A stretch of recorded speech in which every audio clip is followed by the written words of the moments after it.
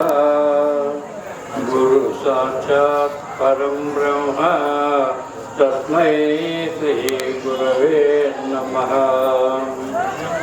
श्रीराजयोगी प्रिय शिष्यम् अचलाम्बदीचितम् ऐजलक्ष्माम्बनामाख्यं सद्गुरुते नमो नमः। श्रीराजयोगी गुरु शिष्यं सहजानन्ददीक्षितम् इजुगपल्ले श्री नरसिंह चन्मनामाख्यं सद्गुरुते नमो नमः। श्रीराजयोगी गुरु शिष्यं निर्गुणाम्बदीक्षितम् इजुगपल्ले श्री रत्नमाम्बनाम योगीन्द्रं सद्गुरुते नमो नमः। अस्मद्गुरु समारंभं कृष्णसान्दीपमध्यमं श्रीमहाविष्णुपर्यन्तं वंदे गुरु परंपरं। जय बोलो सद्गुरु प्रभु महाराज को जय। ఇక్కడ ఈ క్షేత్రపాలకులు అయినటువంటి ఈ క్షేత్రానికి అధిష్టాన దేవత అయినటువంటి మా అయ్యగారికి సోదరులైనటువంటి వారు, మరి నిజానంద అనే దీక్షానామం పొందినటువంటి వారు నరసింహయోగి గారికి నా హృదయపూర్వక ద్వాదశ నమస్కారములు చేస్తూ, అమ్మగారి పాదపద్మములకు కూడా నా యొక్క నమస్కారములు చేస్తూ, అమ్మ అయ్యగారి పుత్రుడైనటువంటి శుద్ధానంద సురేష్ బాబు గారి కూడా నా ఎల్లప్పుడూ ఆ సద్గురుమూర్తి యొక్క ఆశీస్సులు ఉండి ఇటువంటి కార్యములు దిగ్విజయంగా చేయగలరని ఆ గురుమూర్తి ఎల్లప్పుడూ ఆశీర్వాదం చేస్తూ ఉండాలని కోరుకుంటూ, ఇప్పుడు నాకు ఇచ్చిన అవకాశం అందరూ అయిపోయినారు. నేను ఏదో నాకు తోచినటువంటి 2 మాటలు చెప్పి నేను కూడా విరమించుకుంటున్నాను. ఎందుకంటే అమ్మగారు చాంచేపా కూర్చొని మరి అప్పుడప్పుడు కొంచెం అర్థం పడేవాళ్ళు కదా. అయితే ఈ ఎంతమందో దేశంలో గురువులు ఉన్నారు కదా, ఆ గురువులందరినీ విడిచిపెట్టి అసలు గురువునే ఎందుకు చేయాలనుకున్నారు అంటే, అచల గురువు దగ్గరే ఈ భవరోగానికి మందు ఉండేది, వేరే గురువుల దగ్గర లేదు. ఒకవేళ ఉంటే ఎవరో పాపమయ్యారు. వాస్తవంగా చెప్పాలంటే అచల గురువు దగ్గరే ఈ భవరోగానికి మందు ఉండేది. ఆ మందు తిని భవరోగాన్ని పోగొట్టుకున్నామనేటువంటి ఉద్దేశం ఎవరికైతే కలుగుతుందో వాళ్ళు మాత్రమే ఈ అచల గురువులను ఆశ్రయించేది. అయితే అచల గురువుల్ని ఎందుకు ఆశ్రయించుకున్నామంటే భవరోగం పోగొట్టుకున్నామని. భవరోగం అంటే ఏమిటి? జన్మ లేకుండా చేసుకున్నాం. మరి ఇప్పుడు ఇంతమందికి జన్మకు వచ్చినాం కదా, ఈ జన్మకు వచ్చే ముందర ఎక్కడ ఉన్నాం మనము? ఈ జన్మకు వచ్చే ముందర ఎక్కడ ఉన్నాము అంటే కలి ఉపాధిలోన పిండ రూపకంగా ఉన్నాము. మరి కలి ఉపాధిలోన పిండ రూపకానికి రాకమునికి ఎక్కడ ఉన్నాము అంటే తండ్రి ఉపాధిలోన బీజ రూపకంగా ఉన్నాము. తండ్రి ఉపాధిలోన బీజ రూపకానికి రాకమునికి ఎక్కడ ఉంటుంది అంటే అదే తండ్రి ఉపాధిలోన సప్తధాతువుల రూపంలో ఉంటుంది. సప్తధాతువులు అంటే ఏటివి అంటే రసము, రుద్రము, మాంసము, మేధస్సు, మధ్య, అస్థి, శుక్లము. తండ్రి ఉపాధిలోనే మనము అన్నరూపంగా తండ్రి ఉపాధిలోకి ప్రవేశించి అక్కడ 3 నెలలకి తండ్రి ఉపాధిలోనే 7 జన్మలు ఎత్తుతున్నాము. 7వ జన్మనే శుక్లము. 7వ జన్మ ఎత్తిన తర్వాత అక్కడ ఉన్న నీకు ఆస్కారం లేక తల్లి ఉపాధిలోకి ప్రవేశిస్తున్నాము. తల్లి ఉపాధిలోకి ప్రవేశించిన తర్వాత తల్లి ఉపాధిలో 9 నెలలకి 10 అవతారాలు ఎత్తుతున్నాము. మామూలుగా లోకంలో ఏమంటున్నారు, భగవంతుడు దశావతారంలో ఎత్తుతున్నారు అంటున్నారు. కాదు, మనమే ఎత్తుతున్నాము దశావతారంలో. తల్లి ఉపాధిలోన 9 నెలలకి 10 అవతారములు ఎత్తుతున్నాము.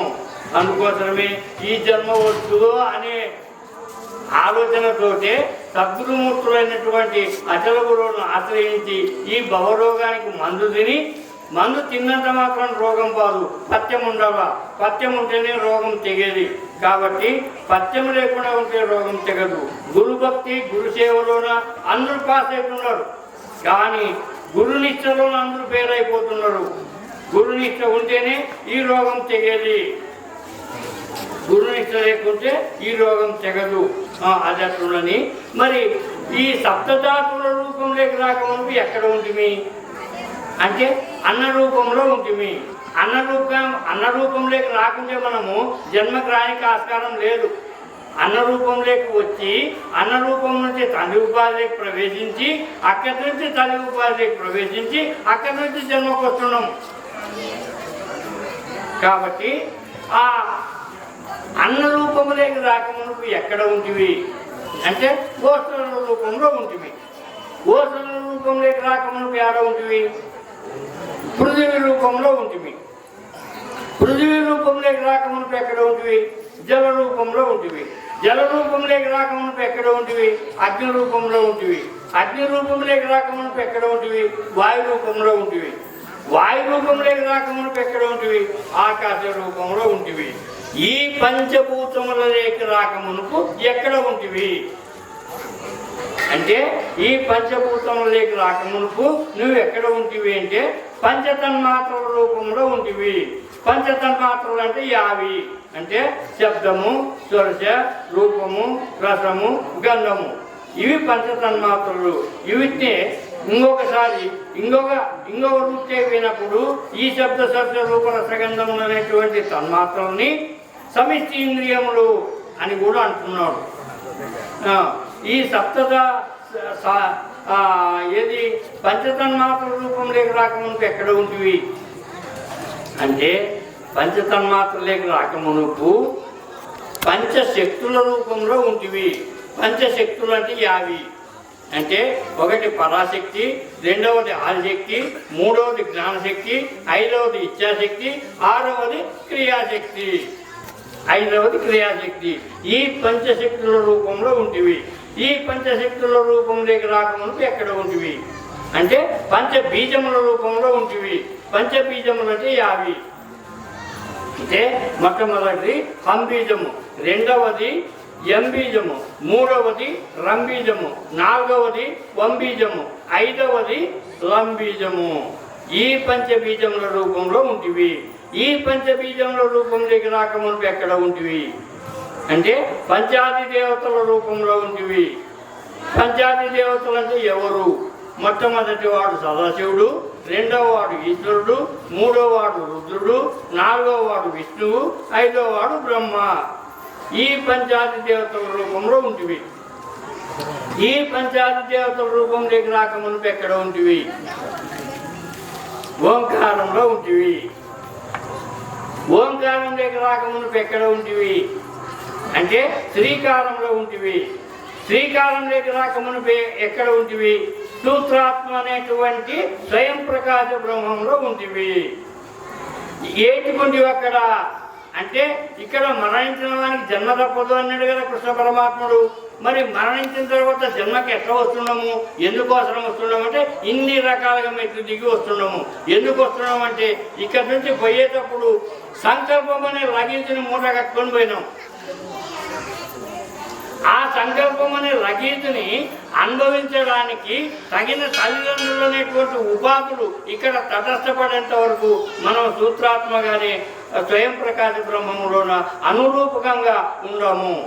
ఎప్పుడైతే ఆ తను పట్టకపోయినటువంటి సంకల్పం అనే మూటకి తగినటువంటి తల్లిదండ్రులు అనేటువంటి ఉపాధులు ఎప్పుడైతే తటస్థపడతారో భూమి పైన అప్పుడు జన్మకు దిగొస్తున్నాము. మనమందరము జన్మకు దిగొచ్చి తండ్రి ఉపాధిలోకి ప్రవేశించి తండ్రి ఉపాధిలోన 3 నెలలకి 7 జన్మలు ఎత్తి 7వ జన్మ ఎత్తిన తర్వాత తల్లి ఉపాధిలోకి ప్రవేశించి అక్కడ తల్లి ఉపాధిలోన 9 నెలలకి 10 అవతారంలో ఎత్తుతున్నాము. 10 అవతారంలోన మొట్టమొదట భగవంతుడు ఏ అవతారం ఎత్తినాడు అంటే మొట్టమొదట మత్స్యావతారం ఎత్తినాడు అంటున్నాడు కదయ్యా. మొట్టమొదట భగవంతుడు మత్స్యావతారం ఎత్తినాడు అంటున్నాడు. అయితే మనకు తెలదు, మనకి నిజంగా ప్రమాణం ఉంది. ఇక్కడ మత్స్యావతారం అంటే ఏమి అంటే మనము మన నాయన ఉపాధిలో నుంచి అమ్మ ఉపాధి లేకపోయేటప్పుడు మన ఆకారం ఎట్లా ఉంది అంటే చేపగుడ్డు మాదిరిగా ఉంది. అందుకోసమే భగవంతుడు మొట్టమొదట మత్స్యావతారం ఇచ్చినాడు అంటున్నాడు. అయితే కొద్ది రోజులు పోయిన తర్వాత ఆ మత్స్యావతారం అనే రూపం మారిపోయి కూర్మావతారం రూపంలో వచ్చినాడు. కూర్మావతారం అంటే ఏమి అంటే గుండు సున్నా. తావేలు ఎట్లా ఉంటుంది?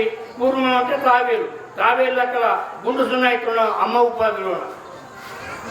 ఇంకా కొద్ది రోజులు పోయిన తర్వాత వరహావతారం ఎత్తుతున్నాం. వరహం అంటే పంది. అంటే ఈ గుండు సున్నాకారం పోయి బొడ్డు నీళ్ళక్కడ చక్కగా అయినాం. చక్కగా అయితేనే మనం తలకాయ, చేతులు, మొండెము, కాళ్ళు అన్నీ మొలచడానికి దాంట్లోంచి మొలచాలి కదా. ఆ మొలచడానికి ముందు మూడవది వరహావతారం ఎత్తినాం. వరహావతారం ఎత్తిన తర్వాత కొద్ది రోజులకి బుద్ధావతారం ఎత్తినాం. అంటే ఇట్లా చేతులు కట్టుకొని అమ్మ ఉపాధిలోన ఉన్నాం. బుద్ధావతారం అయిపోయిన తర్వాత వామావతారం ఎత్తినాం. అంటే ఇట్లా కూర్చున్నోడు చక్కగా అయినాడు. వామావతారం అయిపోయిన తర్వాత ఎన్నైనా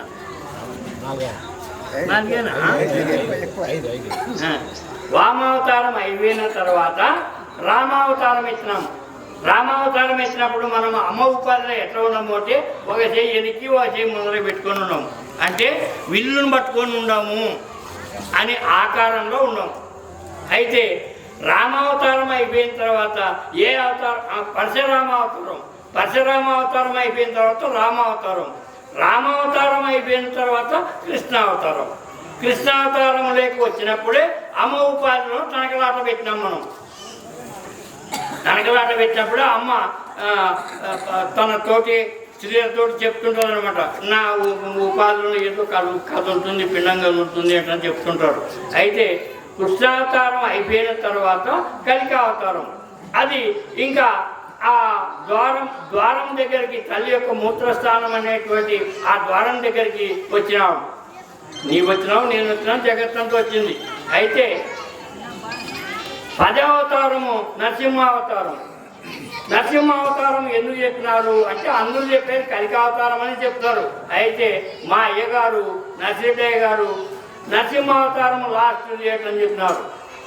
లాస్ట్ అవతారం నరసింహావతారం. అయితే నరసింహావతారం ఎందుకు చెప్పినారు అంటే ప్రహ్లాదం తండ్రి హిరణ్యాక్షుడి యొక్క శత్రువు ఎవరు? నారాయణమూర్తి. ఆ పిల్లగాడు ప్రహ్లాదుడు ఎప్పుడు నారాయణ నారాయణ నారాయణ అనుకుంటూ ఉండేవాడు. అయితే శత్రువు నడుస్తాడు కదా నా కొడుకు అనేటువంటి ఉద్దేశంతో ఆ పిల్లగాని నానాకు బాధలు పెట్టి ఆ పలుకును మాన్పియాలనే ఉద్దేశంతో ఎన్ని రకాలుగా బాధలు పెట్టి చేసి కూడా పిల్లగాడు ఆ నారాయణ అనే శబ్దము ఇడిచిపెట్టదా. అప్పుడు కోపం వచ్చే ఆ పిల్లగాని పట్టుకొని ఒరే నారాయణ నారాయణ అంటున్నావు కదా, ఎక్కడున్నాడో చూపిస్తావా అంటాడు. ఎక్కడైనా అంతడు ఉన్నాడు, చూసి మనము అంత సందు లేకుండా అంతడు ఉన్నాడు ఆ పరమాత్ముడు అంటున్నాను అంటాడు. అన్నప్పుడు ఆవేశం తట్టుకునేలాక హిరణ్యాక్షుడు మరి ఈ స్తంభంలో ఉన్నాడా అంటున్నా అడుగుతాడు. అడిగితే ఉన్నాడు ఈ స్తంభంలో అంటని చెప్తాడు ప్రహ్లాదుడు. అయితే ఆవేశం తట్టుకునేలాక ఆ స్తంభాన్ని పగలగొట్టినాడు. పగలగొట్టి భగవంతుడు వాస్తవంగా నరసింహావతారం వేసుకొని వచ్చి హిరణ్యాక్షుని చంపినాడు అని మనం